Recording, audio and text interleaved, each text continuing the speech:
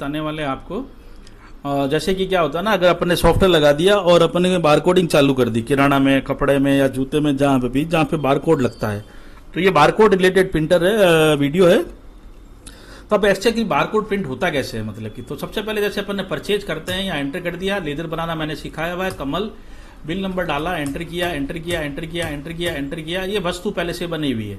मान लो एक वस्तु बना लेते हैं XYZ, पैकिंग उसकी 10 ml की है या 100 ml, 110 ml की पैकिंग है ये, ठीक है ना। और ये GST इस पे 5% लगता है। ये मैंने एंटर किया। आपने याद रखना, जब मैंने ये प्रोडक्ट बनाया था तो मैंने यहाँ पे बारकोड नंबर नहीं डाला है। आपको कहीं भी कुछ नहीं लिखना है। बारकोड आरकोड पे विंडो आता है, इसका मतलब अपने को यहाँ कुछ नहीं डालना है, ठीक है ना। अब एंटर किया, ये रेट लगा दिया अपन ने, 100 रुपये MRP है। मैंने 10 पीस खरीदे हैं, खरीदने की रेट 80 रुपये है और बेचने की रेट 90 रुपये। ये देखो अपने को एक बारकोड नंबर बन के आ गया। ये कहलाता है बारकोड नंबर। ये सीरीज ऑटोमेटिकली होती है ZX, तो इसको बोलते हैं अपन डायनेमिक सीरीज। आप चाहते हैं अपनी दुकान की SP001 तो भी चालू हो जाएगी, SP002। ये मार्क कंपनी से अपने आप ही 8 डिजिट का बारकोड बनता है, ठीक है ना। ये मैंने यहाँ पे सेव कर दिया। अब एक प्रोडक्ट अपन लेते हैं, मान लो ये वाला हार्डली टार्लिक रोज, जो ब्रांडेड कंपनी का आता है, एक पाउडर होता है, उस पर पहले से ही लगा हुआ आया, 90 रुपये में खरीदा और उस पर पहले से ही बारकोड लगा हुआ आता है। तो यहाँ पे पहले से कुछ लगा हुआ, उसको अपन डिलीट कर देंगे अगर पहले से अपने मार्क में लग जाता है। फिर यहाँ ब्लैंक छोड़ेंगे और बोलेंगे बारकोड स्कैनर ले लो, गन लेके यहाँ पे स्कैन कर लो। तो यहाँ पे 13 डिजिट का एक बारकोड सेव हो जाएगा। स्कैन करते सेव कर दीजिए इसमें, यहाँ पे। अब यहाँ पे सेव करेंगे, एंटर करेंगे, एंटर करेंगे, एंटर करेंगे, एंटर करेंगे, एंटर करेंगे, एंटर करेंगे, एंटर करेंगे, एंटर करेंगे, एंटर करेंगे, एंटर करेंगे, एंटर करेंगे, एंटर करेंगे, एंटर करेंगे।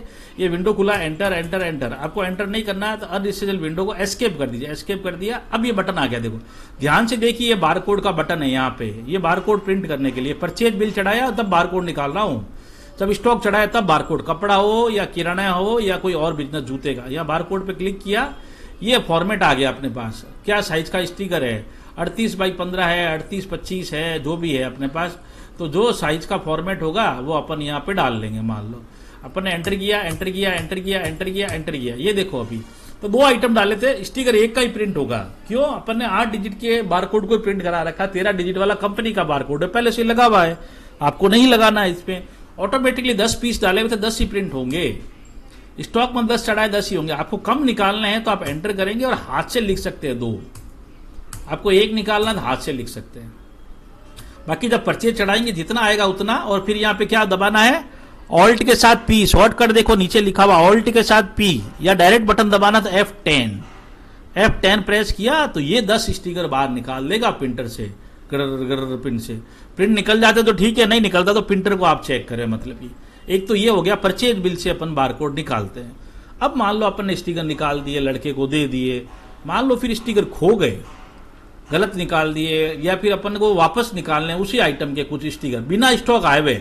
जब स्टॉक आएगा तब तो अपन को परचेज से ही निकालना है। अब मान लो फट गया और पड़ा है और स्टॉक नहीं आया है और स्टिकर खो गया, लगाना है तो अलग से स्टिकर निकालना है, तो Ctrl+I करेंगे। क्या दबाएंगे? Ctrl+I, आइटम की लिस्ट।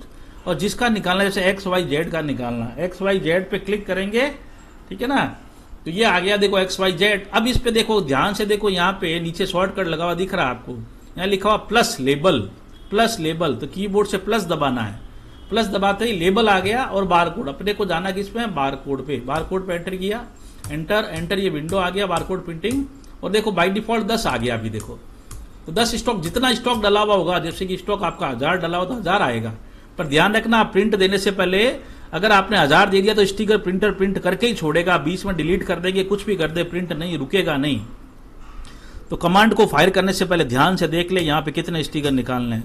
आप यहाँ पे 2 डालेंगे, 2, फिर काली पट्टी आएगी तब प्रिंट निकलेगा। ये काली पट्टी आनी चाहिए, काली पट्टी, ध्यान रखें, काली पट्टी। और फिर Alt+P करेंगे या फिर F10 दबाएंगे। तो प्लस बटन दबाया, बारकोड पे गया, एंटर किया फॉर्मेट के अकॉर्डिंग, और फिर स्टिकर 2 निकालने, 2 लिखा, काली पट्टी, Alt+P या F10। जैसे ही करेंगे 2 स्टिकर बाहर आ जाएंगे। क्योंकि मोस्टली हम जब सॉफ्टवेयर लगा के देंगे तो एक लाइन में 2 स्टिकर होंगे। आप एक भी लिखेंगे तो 2 आएंगे, एक खाली आएगा, एक पे प्रिंट आएगा। तो ये है बारकोड प्रिंट करने का तरीका। अलग से बारकोड प्रिंट करना है, या फिर अपन जब माल चढ़ाया तो परचेज में जाके प्रिंट कराना है, तो परचेज के थ्रू प्रिंट हो जाता है यहाँ से। अब वापस से अगर परचेज से वापस से प्रिंट कराना, मान लो आपको पूरा बिल ही प्रिंट कराना है, तो परचेज मॉडिफाई में जाएंगे, एंटर एंटर एंटर करेंगे, जो ये स्टॉक चढ़ा है कमल का, और यहाँ जाके प्रिंट पे दबाएंगे तो ये बारकोड का बटन आ जाएगा। अब वापस यहाँ एंटर एंटर करके मान लो इन सब की निकालना है, तो आप इतने में खूब सारे आइटम है तो उन सब का प्रिंट निकाल सकते हैं। जैसे कोई बड़ा बिल चढ़ाया हुआ उसमें इतने सारे आइटम है, उनमें बारकोड निकालना है, यहाँ क्लिक किया और पुराने वाले बिल देखो इसमें 10, 20, 120, मान लो इसके 2 निकालने हैं, इसके 2 निकालने हैं, इसके 2, तो ये 6 स्टिकर 3 होकर आ जाएंगे। ऑल्ट क्लिक करूंगा, ये प्रिंट आ जाएगा 6 स्टिकर। पूरे बिल में से सबके निकालने तो परचेज बिल मॉडिफाई खोल लो, अकेले का निकालना है तो कंट्रोल आई कर करके एक एक का निकाल लो, और आपका नया बिल चढ़ाया है आपने तो परचेज जब करेंगे तो लास्ट में प्रिंट बारकोड का बटन आ जाएगा। ये था बारकोड प्रिंटिंग। ठीक है ना, समझ में आ गया होगा आप सबको।